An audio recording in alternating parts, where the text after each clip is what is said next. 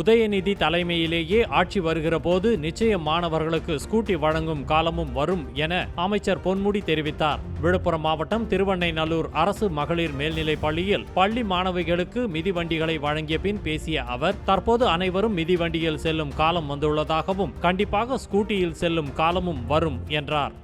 சொன்ன பாருங்க, எல்லாம் நடந்து போய் படிச்ச காலம் போய் இன்னைக்கு சைக்கிள் கொடுத்துருக்காங்க. இன்னும் கொஞ்சம் நாள் போனா என்ன ஆகும்?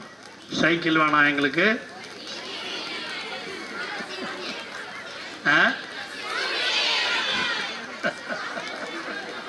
ஸ்கூட்டர் வேணும்னு கேட்பீங்கல்ல.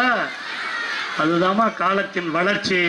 வருமா வருமா இன்று உதயநிதி அவர்களுடைய தலைமையிலே ஆட்சி வருகிற பொழுது நிச்சயமா உங்களுக்கு ஸ்கூட்டரையும் கொடுக்கிற ஒரு காலம் வரும்.